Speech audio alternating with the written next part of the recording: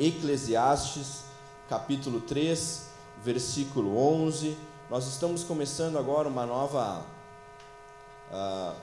novo tema de mensagens que diz o compasso da fé. Eu já vou explicar o porquê de ter surgido essas mensagens que vão vir aqui da para frente e o que isso significa. Amém? De tentar viver no compasso da fé.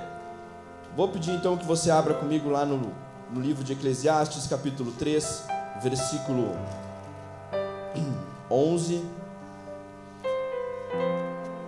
Diz o seguinte: tudo fez Deus formoso no seu devido tempo. Também pôs a eternidade no coração do homem, sem que esse possa descobrir as obras que Deus fez desde o princípio até o fim. Amém? Você pode fechar a sua Bíblia, você pode sentar. Eu vou pedir para Josi me ajudar lá nos slides, nas imagens atrás, para a gente estar apresentando hoje, nessa manhã, algo que Deus tem para falar conosco. Tá? O compasso da fé pode passar. Nós vamos ter o versículo-chave dessa mensagem. E por que nós entramos nesse assunto do compasso da fé? Nós fomos no encontro de homens e mulheres de negócios em Porto Alegre, semana passada ou retrasada, já não sei mais, já estou perdido no tempo, semana retrasada. E quando nós chegamos lá, o primeiro pregador, o primeiro preletor, ele trouxe uma mensagem com relação a nós estarmos vivendo no tempo de Deus, nós estarmos vivendo numa constância, numa velocidade, num ritmo de Deus. E nós tivemos mais 4 mensageiros depois disso. E no final da noite veio mais um outro preletor de São Paulo trazer uma mensagem. E ele encerrou, meio que talvez sem ter noção do que o primeiro tinha trazido, da mesma forma que nós devemos tentar viver o ritmo de Deus, onde nós tentamos acelerar o processo muitas vezes, nós tentamos conduzir e ter o controle da velocidade que Deus propôs as coisas para a nossa vida, e esquecemos que Ele fez ao seu tempo. E esse versículo que nós estamos lendo aqui, ele justamente faz referência a isso, de que Deus fez tudo formoso ao seu devido tempo. Ou seja, aquilo só é belo, aquilo só é magnífico, aquilo só é bom no seu devido tempo. Ao mesmo tempo, Deus nos colocou um desejo no nosso coração, que faz parte da nossa criação, de tentar conhecer todas as coisas, conhecer a eternidade. E ele encerra o versículo, pode passar que daí tem aqui a forma esmiuçada do versículo, que nós não conhecemos os planos de Deus.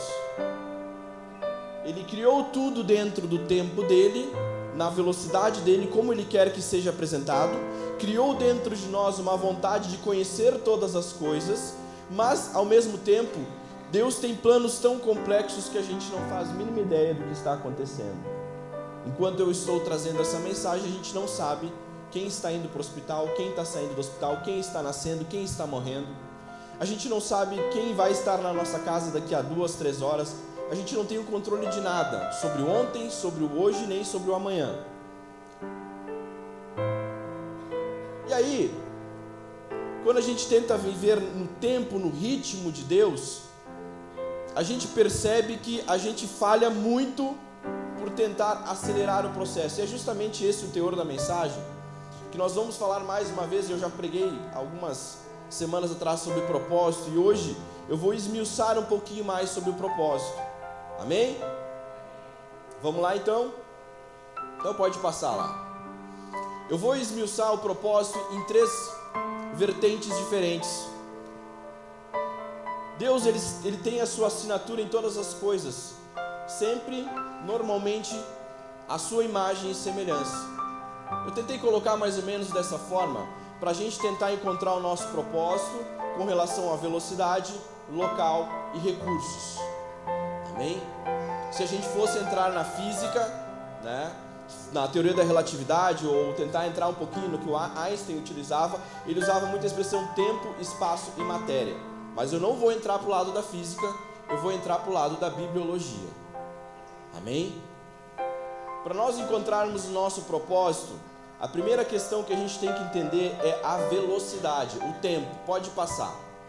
E aqui eu trouxe um exemplo que não vai dar para ver muito bem, mas tem um versículo ali que diz: tudo tem o seu tempo determinado e há tempo para todas as coisas dentro do propósito debaixo do céu. Amém? Nós estávamos sentados na frente de casa há uns 2 meses atrás. Eu recém tinha cortado a grama, botamos as cadeiras para tomar um chimarrão, né? A gente não tem muito a prática de fazer isso, normalmente a gente está correndo, mas a gente diz: hoje vamos dar um tempo para tomar um chimarrão, né? Sentir o gostinho da erva, sentir o sabor da erva. Sentamos lá e começou, como eu tinha cortado a grama no dia anterior, começou a aparecer umas lagartas na grama, umas lagartas feias, uns negócios desse tamanho. E qual é a primeira reação natural de um bom homem, viril, como sempre? Pisei. E tinha várias, e como elas iam aparecendo, eu ia pisando, né? Isso dava aquele estourinho, aquela aguinha verde jorrando pro lado, né? Bem legal. E aí, até que veio uma pequena moça de 3 anos me xingar. Ela olha para cima e diz: pai, tu tá matando. Eu disse: sim, mas esse negócio é nojento, esse negócio tem... Ela pode virar uma borboleta. Eu não tinha olhado por esse olhar. Eu tinha olhado no meu, né? Eu tenho que proteger minha família. Mas ela tinha total razão no que ela estava falando. Só que eu estava com medo que podia virar qualquer outro bicho aquilo ali. Eu não sabia se ia virar uma borboleta realmente. Eu não entendo muito de biologia, então... Cara, vamos fazer o teste, vai virar alguma coisa. Talvez não vire nada, era só uma lagarta mesmo, um processo de virar lagarta para sempre. Pegamos um pote e recolhemos 4 lagartas. Pegamos aquelas 4 lagartas, colocamos dentro de um pote transparente, botamos algumas folhas para os bichinhos comer, era um pote que tinha um furinho em cima, e colocamos lá na cozinha, as 4 lagartas. E no outro dia eu olhei para dentro do pote, só tinha 3 lagartas. Pronto. Aí a reação melhor foi a da Sabine: onde é que está essa outra lagarta? Na cozinha. Vamos procurar a lagarta. Achei a lagarta, coloquei dentro do pote, tava lá as 4 lagartas dentro do pote. Passou acho que alguns dias, todas elas subiram até a parte de cima da tampa do pote e criaram um pequeno casulo. Eu disse: olha só, Alice estava certa. Em toda a sua sabedoria de 3 anos, ela estava certa. Então, grudou lá as lagartas e ficou num lugar bem visível na cozinha, o pote com as lagartas. E todo dia ela passava em frente e dizia: pai, vamos ajudar a lagarta a sair. Vamos abrir, porque para ela virar borboleta, ela tem que sair de dentro do casulo. E todos os dias eu tinha que dar a mesma resposta: faz parte do processo. Se a gente acelerar isso, se a gente abrir um pouquinho, ela morre, ela não vai ter força suficiente para depois poder voar, tá? Aí quando já tinha passado alguns dias, já estava o casulo começando a ficar meio estranho, eu tirei do pote e pendurei um negocinho que tem lá em casa, lá, um jardim de inverno, e pendurei com um arame e deixei pendurado lá em cima, né? E os bonitos estavam lá embaixo. E foi passando o tempo até que, não sei se era borboleta até agora, aquele bicho preto, né? Mas saiu 4 negócios que voam que parecia borboleta, tá? Eu acho que era borboleta sim. Morcegos.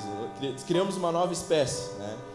Então, nasceu as 4 borboletas, ou outra coisa que eu não sei o que é, mas nasceu, tá? E durante todo esse processo, desde pegar a lagarta, ou sacrificar algumas lagartas antes, pegar as 4 lagartas, colocar dentro do pote, esperar elas se tornar um casulo, depois de um certo tempo elas abrirem o próprio casulo e virarem a borboleta. Elas voaram durante acho que alguns dias lá nesse espaço lá, depois a gente encontrou elas mortas no chão, mas as crianças não viram isso. Elas voaram para além, né? E quando a gente fez essa experiência lá em casa, foi muito fantástico, porque quando a gente está ensinando alguma coisa, eu sempre digo: o professor, ele é o melhor aluno. Porque quando tu ensina, tu aprende, né? E enquanto nós estávamos ensinando todo esse processo da lagarta, ficava nítido que a gente precisa passar pelo processo, e se nós tentarmos de alguma forma dar o nosso jeitinho de antecipar o processo, o que acontece? Falha. Eu até coloquei uma frase ali, pode passar, que diz o seguinte: o tempo é o processo da maturação necessário para algo novo ser desenvolvido. Se eu abreviar o processo, não estarei pronto. Simples assim.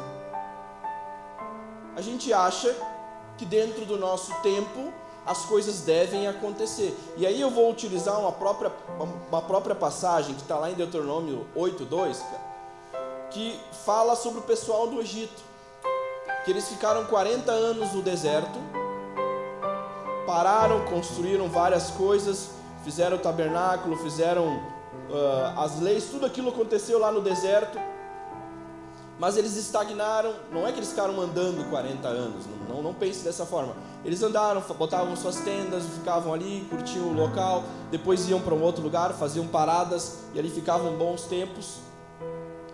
Isso é interessante porque 40 anos é um tempo muito grande. Eu não tenho 40 anos. Estou muito longe ainda dos 40, muito longe. Só que é um tempo, é um processo que não era simplesmente para dizer que vocês se perderam ou coisa assim. É porque o povo que estava dentro daquela jornada era um povo que não estava preparado para entrar na terra prometida. Era necessário o quê? Uma preparação, uma filtragem, uma seleção, para que todo aquele povo que murmurou, que reclamou, que negou, que blasfemou de todas as formas, saísse. Através do quê? Da seleção natural, morte. Tiveram que morrer, tiveram que acontecer várias coisas, tiveram que acontecer várias provações lá no deserto. As leis, tudo que foi construído da estrutura básica do judaísmo se formou muito ali. Muito da religião, dos costumes, daquilo das festas, das formas de doação, das formas de trabalhar, muito daquilo surgiu neste processo de 40 anos. Ou seja, Deus estava preparando tudo para o que ia acontecer depois. E aí a gente para pensar, 40 anos é muito tempo, mas 40 anos comparado aos milhares de anos que viriam depois, só demonstram o quê? Que é um tempo curto de preparação para aquilo que se tornaria o povo de Deus. 40 anos de toda a história do povo de Deus é um espaço de tempo muito curto, mas que foi necessário para aquele povo conseguir alavancar ou se preparar para aquilo que Deus realmente queria fazer com aquele povo. Então, quando eu falo em propósito, a primeira coisa essencial que eu tenho que entender é o tempo. Eu não posso acelerar o processo. Eu não posso tentar antecipar pelas minhas vontades. Eu não posso antecipar para aquilo que eu quero, pelo meu desejo, a vontade de Deus. Na oração do Pai Nosso, Jesus nos ensina a orar: seja feita a tua vontade, assim na terra como nos céus. Jesus nos ensinou essa oração não simplesmente para que nós olhássemos para ela como um versículo bíblico, mas que a gente pudesse todos os dias lembrar dessa forma: Deus, seja feita a tua vontade, não a minha vontade. Jesus, da mesma forma, antes de ser crucificado: Pai, se puder, passe de mim esse cálice, mas seja feita a tua vontade. Ou seja, o que ele estava falando mais uma vez: eu queria que fosse da minha forma, mas Deus, que seja feita a tua vontade, seja feito o teu propósito, seja feita a tua forma. E o tempo de Deus, ele é muito diferente do nosso tempo. Quando nós estávamos no congresso, eles justamente falavam isso porque a gente às vezes é muito acelerado e às vezes também é freio de mão puxado. Conseguir andar nesse ritmo é o grande desafio que nós temos. Uma provocação que um dos mestres que estavam lá nos ensinando, ele disse o seguinte: será que Jesus usou todo o seu potencial? Ou ele cumpriu o seu propósito? Com certeza ele cumpriu o seu propósito. Se ele usasse todo o seu potencial, ele poderia ter destruído todo o Império Romano. Ele poderia ter feito muito mais milagres, só que ele fez na medida certa, para que ele conseguisse ter seguidores e ao mesmo tempo ele conseguisse ser perseguido. Se ele fizesse mais milagres, talvez o povo de Roma teria medo e não teriam matado. Se ele tivesse feito menos milagres, talvez as pessoas não teriam buscado ele como Cristo Salvador. Ele fez no tempo e na dosagem certa, para que as coisas pudessem acontecer na forma que ele queria, porque tinha um plano antes disso. Quando Deus enviou o seu Filho, já existia um plano, já existia alguma coisa, o plano de salvação, o plano do Evangelho, para que pudesse ser atingido aos gentios, nós, e que o seu povo pudesse voltar a Ele. Fantástico isso. Tudo dentro do seu tempo certo. Jesus viveu 3 anos fazendo milagres, viveu até os 33 anos, alguns vão dizer é pouco, outros vão dizer é muito. Foi o tempo necessário para que acontecesse aquilo que era preciso acontecer. Muitas vezes nós queremos abreviar ou também somos muito lentos. Tentar andar no ritmo de Deus é saber fazer conforme a sua vontade no seu tempo. Às vezes a gente está muito acelerado, a gente chega no culto, coração palpitando forte. Meu Deus, eu tenho tanta coisa para fazer. Eu preciso, não vejo a hora de acabar o ano, porque daí acaba as minhas dívidas. Quem nunca teve esse pensamento? Não vejo a hora de chegar a 2050, quando eu termino de pagar minha casa. Não vejo a hora das crianças saírem de casa para eu ter mais liberdade. Não vejo a hora deles terminarem a creche. A gente está sempre olhando para frente e dizendo, eu quero estar lá, eu quero estar lá, eu quero estar lá, eu quero estar lá. Mas isso não vai mudar. Tu vai ter que viver o amanhã. Tu vai ter que viver todas as segundas-feiras que tem para viver. Tu vai ter que viver todos os dias de chuva que tem para viver. Tu vai ter que viver muitos maios, junho, julho de frio, onde as crianças ficam pesteadas. A gente brinca lá, não vejo a hora de passar esse processo de doenças lá em casa, mas talvez esse processo de doenças que a gente está ficando mais próximo deles. Olha que legal isso. Onde a gente mais está dando colinho, onde a gente mais está conversando, onde a gente mais está demonstrando preocupação, isso para a formação do caráter deles, saber que tem um pai e uma mãe que ama eles, é muito importante, de saber, eles largaram o trabalho deles para ficar comigo. Isso também é relevante na construção mental deles. Então eu não consigo antecipar algo que faz parte do processo. Vai ter que ter as doenças, vai ter que ter as lutas, vai ter que ter as dificuldades, tudo para dizer, Davi, tu precisa passar por isso, porque isso vai te fazer chegar em outro lugar. Talvez você está passando por muitas lutas e provações que estão sendo pesadas para você hoje, mas tudo isso é preparação para algo que Deus quer fazer através da sua vida. Eu recebi uma mensagem essa semana e eu tive que compartilhar lá no grupo de homens e mulheres de negócio, que eu achei fantástico, do Billy Graham. O diabo não estaria te atacando com tanta força se não houvesse algo valioso dentro de você. Ladrões não roubam casas vazias. Amém? Se você está passando por um processo, se você está passando por dificuldades, ou é Deus querendo justamente fazer com que você esteja preparado para aquilo que Ele quer que você faça, ou é o inimigo te provando, te tentando, para tentar tirar a tua fé, que se permanecer de pé, Deus vai te recompensar grandemente nisso. O tempo, ele é extremamente importante. O tempo, ele é necessário para que as feridas se curem. Várias situações que nós fomos orientar pessoas, a gente foi conversar com pessoas que passaram por algum problema, seja de briga, seja de querer separar, ou de problemas que tiveram no casal, no relacionamento. A gente sempre olha, cara, tem um remédio chamado tempo, que ele faz muita diferença.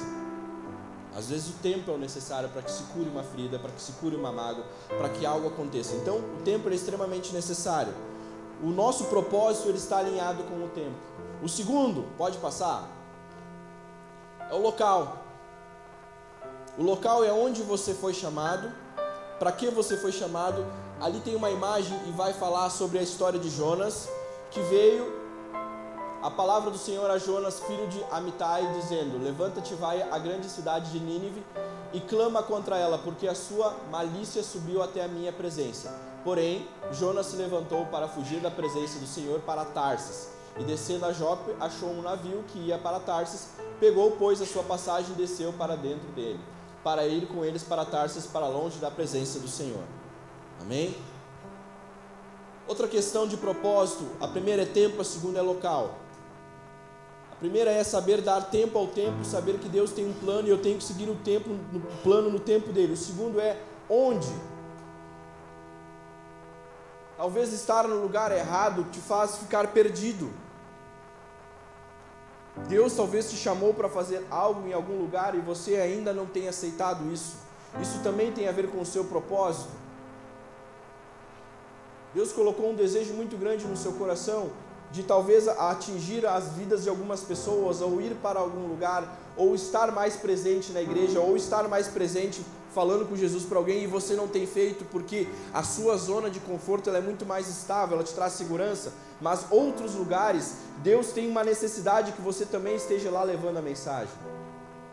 Talvez você está inserido nesse outro lugar, você está lá como um propósito de Deus naquele lugar, mas você ainda não abriu a sua boca, então é como se você não estivesse lá. É estar com a presença de Deus em algum lugar. É estar onde Deus quer que você esteja, fazendo aquilo que Deus quer que você esteja fazendo. Eu tenho uma convicção, eu e minha esposa conversamos muito sobre isso, que nós temos uma convicção bem formada, de que talvez esse ainda não seja o nosso lugar fim. Talvez estar nesse lugar com essas pessoas ainda não seja o nosso lugar fim. Mas enquanto esse lugar fim, a finalidade da qual Deus nos chamou, não aparece até nós, nós vamos fazendo aquilo tudo que Deus nos colocar na mão para fazer. Entenderam? Mas eu não sei para onde eu tenho que ir, Davi. Ok? Você não sabe para onde tem que ir, você não sabe o que tem que fazer, mas onde você estiver, vai fazendo com excelência e conforme a orientação de Deus, que a partir do momento que Deus te mostrar isso, vai estar interligado com aquilo que você está fazendo hoje. Talvez você, parando para analisar a sua vida hoje, quantas coisas aconteceram porque vocês estavam no lugar na hora certa. Conversou com alguém que já... nós tivemos na Chominec, por exemplo, lá do Homens e Mulheres de Negócio. Nós fizemos uma live na semana passada, onde fui eu e o coordenador estadual. Como eu conheci o coordenador estadual? Até interessante, porque isso é uma coisa bacana, porque nós fomos num evento em Gramado, encontro nacional, aí tinha um cara lá na frente, comecei a conversar, eu estava lendo Provérbios naquele exato momento, eu estava relendo o livro de Provérbios, e estava com muita coisa fresca na minha mente de Provérbios, encontro o cara lá, começa a falar que tu gosta, eu estou lendo Provérbios, ele, que legal, eu também gosto de Provérbios, e tem um livro aqui legal, Proverbiando, acho que é o nome do livro, ele mostrou, olha que livro legal, que estava na banca lá para vender, eu disse, cara, vou comprar esse livro, muito bom, vou ler porque eu gosto de Provérbios. Eu olhei, como é que é o teu nome? Ismael, olhei no livro, Ismael, tu é o cara que escreveu o livro? Sim, tá, então tá. Aí conversamos um monte, já ficamos amigos, já trocamos WhatsApp, já ficamos parceiros. Então às vezes é tu estar no local que vai te levar a outro lugar, que vai te levar a outro lugar, que vai te levar a outro lugar. Mas desde que onde você está inserido hoje, você esteja fazendo com excelência para Deus. Porque tudo aquilo que você fizer com excelência para Deus, Deus vai te prosperar. Preguei semana passada na igreja, 7ª igreja lá de Venâncio, e falava sobre a história de José. José, ele podia estar em todos os lugares que ele sempre prosperava, porque ele fazia com excelência. Estando lá, preso no cárcere, ele fazia com tanta excelência que o carcereiro dava chave para ele. Estando lá governando o Egito, ele fazia com tanta excelência que o próprio faraó olhava e dizia, nossa, essa tua visão, essa tua forma de agir está me prosperando, então por isso, tu é o segundo no Egito. Onde você estiver, que ainda não é o lugar fim, faça com excelência. José, ele passou pela prisão, ficou preso durante bastante tempo lá na cadeia, mas enquanto ele estava lá, ele estava fazendo com excelência, porque a cadeia ainda não era o fim. Era parte do processo, era parte da preparação, assim como falei antes, fazia parte do tempo e fazia parte do local onde ele estava inserido. De uma preparação para aquilo que ele ia viver depois, porque enquanto ele estava dentro da cadeia real, ele estava aprendendo com os outros carcereiros coisas que o fizeram ser um grande líder depois lá na frente. Amém? Para seguir o propósito, eu tenho que viver o tempo de Deus, eu tenho que ver o espaço, o local de Deus. O próximo que eu quero passar aqui,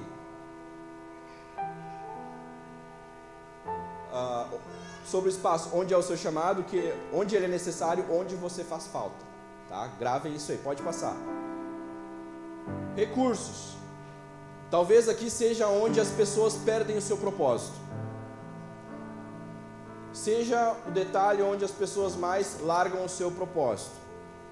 O que são os recursos? A matéria. O que é os recursos? O que nós precisamos? Eu tenho um versículo que eu coloquei aqui, que está escrito em Êxodo, capítulo 36, versículos 6 e 7, que diz o seguinte: então Moisés mandou que proclamassem por todo o arraial, dizendo: nenhum homem nem mulher faça mais obra alguma para a oferta alçada do santuário. Assim o povo foi proibido de trazer mais, porque tinha material bastante para toda a obra que havia de fazer-se, e ainda sobejava. Eles estavam construindo lá no Egito, no deserto, o santuário. Olha que loucura isso.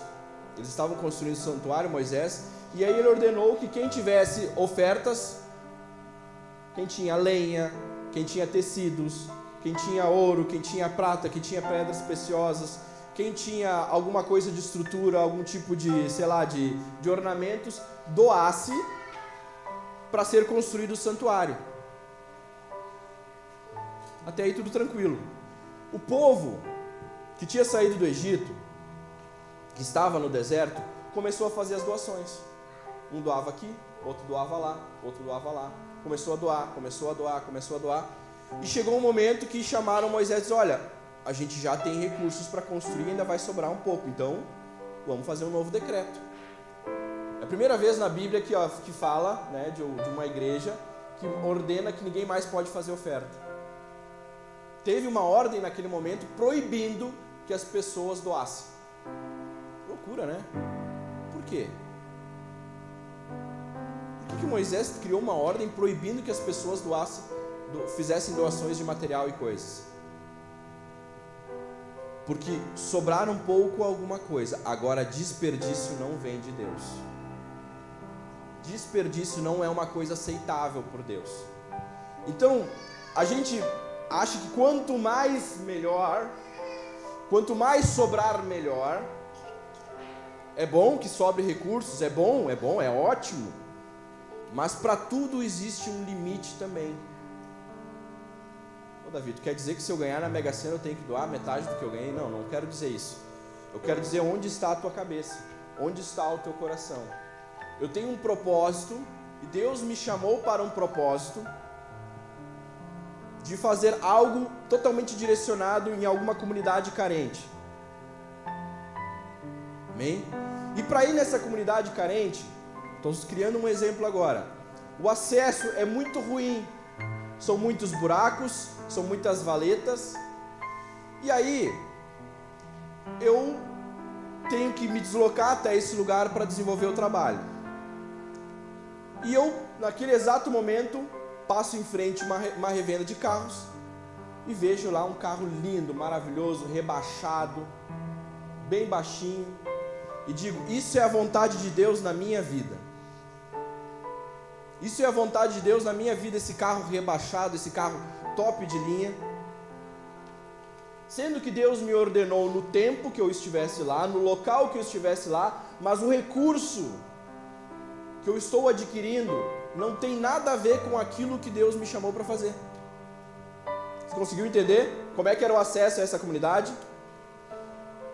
Esburacada, ruim, totalmente difícil de acesso. O que esse carro rebaixado vai fazer, gente? Vai quebrar, vai estourar. Porque muitas vezes nós colocamos a nossa vontade naquilo que a gente quer, à frente à vontade de Deus. E esse talvez seja o erro que mais vezes eu cometi na minha vida. De querer ter algo para impressionar, querer ter algo para aparecer, querer ter algo para demonstrar status, quando na verdade tudo aquilo que eu faço, tudo aquilo que eu tenho, tudo aquilo que eu construo tem que ser pensado para a glória de Deus. Vocês conseguiram entender? Aquilo que eu destino, aquilo que eu procuro de recursos, ou talvez a procura assídua de recursos, também esteja me afastando do propósito de Deus. Isso acontece. Às vezes eu estou tão focado em conseguir o material, em conseguir os recursos, entendendo que aquilo ali é o necessário para mim sobreviver, entendendo que sem aquilo ali eu não vou conseguir sobreviver, que eu deixo o reino de Deus de lado. Buscar em primeiro lugar o reino de Deus e a sua justiça, e as outras coisas vos serão acrescentados. E aí quando a gente começa a construir a nossa carreira, principalmente inserido no meio que nós vivemos, porque a gente olha para um lado, tem alguém prosperando, a gente olha para o outro, tem alguém prosperando, e aí a gente, não, mas eu tenho que andar na mesma velocidade deles, e aí eu acabo destinando todos os meus recursos para aquilo ali, aonde fazendo com que eu tenha que talvez trabalhar 3 vezes mais, abandonar totalmente o meu propósito, abandonar a minha família, e muitas vezes destruindo a minha própria família. Por busca de algo material, por busca de coisas, muitas vezes eu deixo o que é mais essencial para a minha vida, que é o meu propósito. Qual é o meu propósito? Criar bem os meus filhos. Qual é o meu propósito? Levar a palavra de Deus para outras pessoas. Qual é o meu propósito?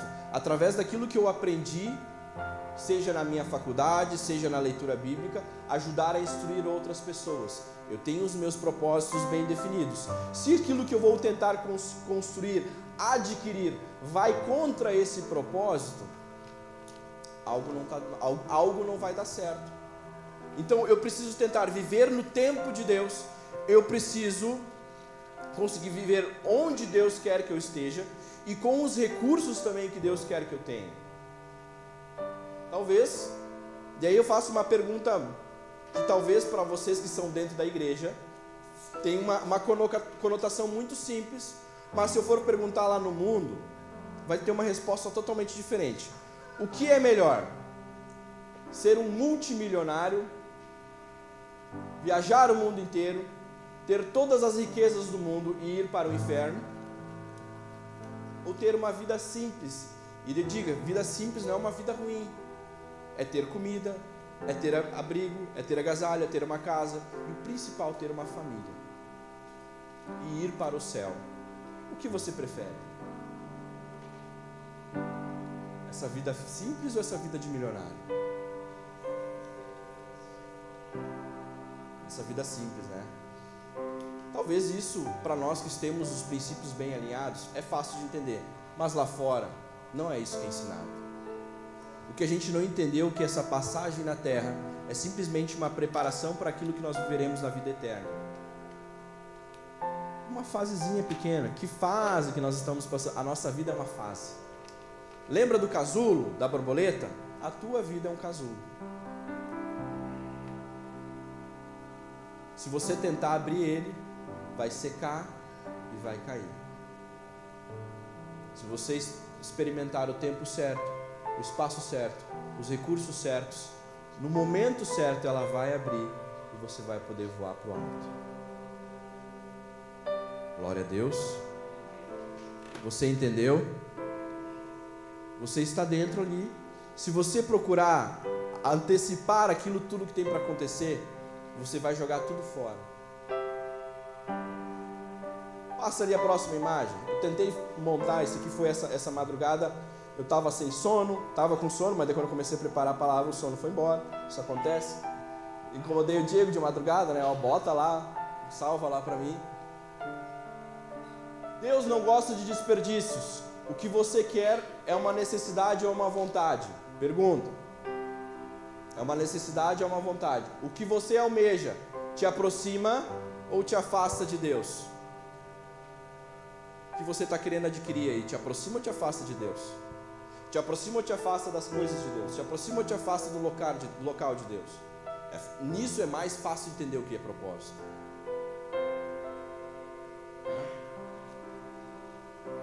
A gente precisa ter serenidade nisso. E pode passar ao próximo. Montei isso aqui, que diz o seguinte, baseado naquilo que nós lemos lá no início. Tudo fez formoso em seu tempo. Também pôs o mundo no coração do homem, sem que possam descobrir a obra de Deus, fez desde o princípio até o fim. Já está tudo feito. mas eu não sei o que é.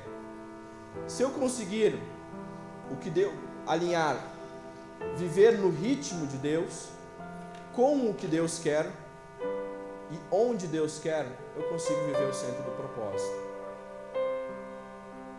No tempo de Deus, no local onde Deus quer que eu viva e com aquilo que Deus quer que eu viva, eu estarei muito mais próximo do propósito. Eu poderia colocar mais com quem, poderia adicionar mais, mas de uma forma bem simplista, para você entender bem aquilo que você tem de mistério para descobrir na sua vida. E o último, que eu quero abrir aqui, pode passar lá a última imagem, é a última pergunta, que talvez muitos de vocês devem estar se fazendo. Tá, tu tá aí falando há 40 minutos e tu não me deu nenhuma direção até agora. Tu falou sobre o propósito, tu até falou ali algumas coisas do que me afasta de Deus, está longe do propósito. Como chegar ao centro do propósito? What? Como eu chego no centro? Passa aí. Leia o manual. Volta. Deu pau na conta. É simples, leia o manual. O manual foi dado, o manual foi apresentado, está escrito, mas muitas vezes pegando poeira lá na sua estante. Amém?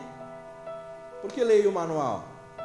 Porque enquanto você estiver lendo, você vai aproximando os seus princípios aos princípios de Deus. E isso para mim é o mais fantástico, porque a leitura da Bíblia, na verdade, ela é uma condução dos princípios de Deus ao homem. E quanto mais você ler a palavra, mais você vai começar a entender a filosofia, a mentalidade, como Deus organiza, como Deus quer, como Deus planeja. E toda vez que tu vai tomar uma decisão, isso vai estar tão inserido na sua cabeça, que na hora de tomar essa decisão você vai pensar, cara, isso aqui não é vontade de Deus. Algumas pessoas procuram conselhos, procuram direcionamentos com pessoas. Pode ser, desde que essa pessoa também leia o manual. Porque daí ela também está nessa mentalidade. Vai chegar alguém, Davi, eu estou pensando em abrir uma banca do bicho, o que tu acha? Cara, não vou dizer que não dá dinheiro, mas eu tenho alguns princípios que zelam, que se é ilegal, né? Acho que não condiz, né? Tu como cristão querer fazer isso. Agora, para quem não tem o manual, para quem não tem, vai pensar no quê? Posso ganhar dinheiro. Não preciso pagar imposto. Isso para quem é empresário sabe como dói pagar imposto. Ou para quem declara imposto de renda. Então eu não precisaria de tudo isso. Mas a gente começa a analisar as coisas com um pensamento formado na base daquilo que Deus quer. Amém? Então quando você tenta descobrir o seu propósito, e aqui eu mencionei para vocês que eu tenho que tentar descobrir o tempo, a velocidade, o ritmo de Deus. Se eu não estou muito acelerado ou se eu não estou muito devagar. O devagar também, Deus tem que dar umas chacoalhadas. Vamos, cara, já estou te falando para tu pregar para o teu vizinho faz 15 anos. E o vizinho lá, sedento, faminto pela palavra de Deus. Não, mas semana que vem, vó. Né? Tem o procrastinador gospel. Você sabe o que é um procrastinador gospel? Aquela pessoa que ama jogar para amanhã, para a semana que vem, para o outro ano. Eu vou começar a ler a Bíblia. Não, mas peraí, hoje é dia 14 de maio.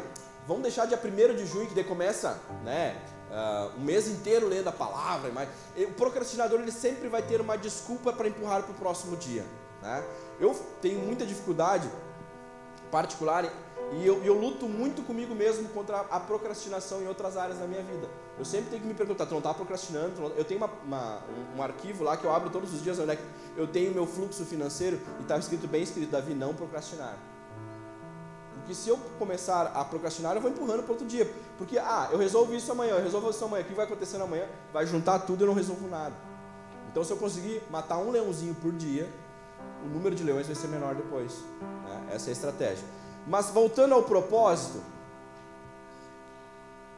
olhe bem para a sua vida. Estou vivendo o ritmo?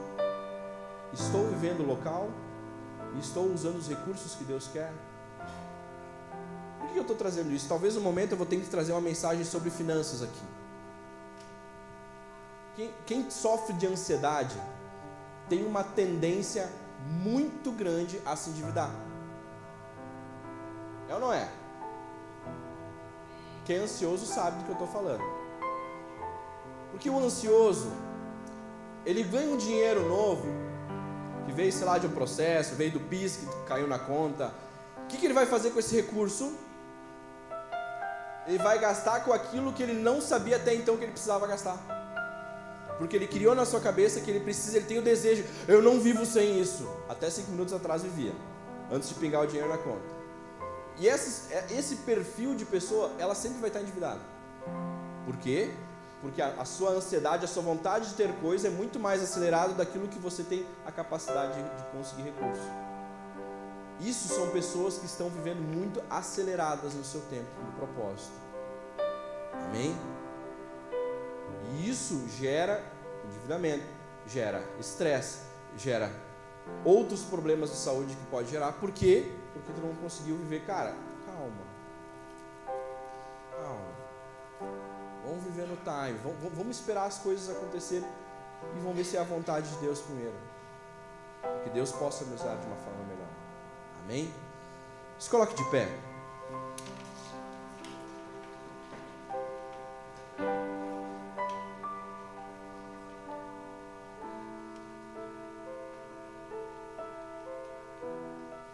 Glória a Deus. Ficou bem clara a mensagem? O que é o compasso da fé?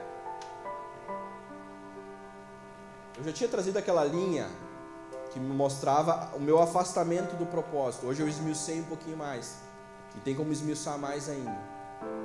É eu conseguir viver o tempo de Deus, o local de Deus e com os recursos de Deus. Ah, mas Davi, eu estou quebrado, estou falido, estou com muito problema financeiro. A Bíblia já fala lá em Mateus. Olha para os pássaros. Senta lá, vai lá olhar os pássaros. Ninguém dá comida para eles. Ninguém fica tratando eles.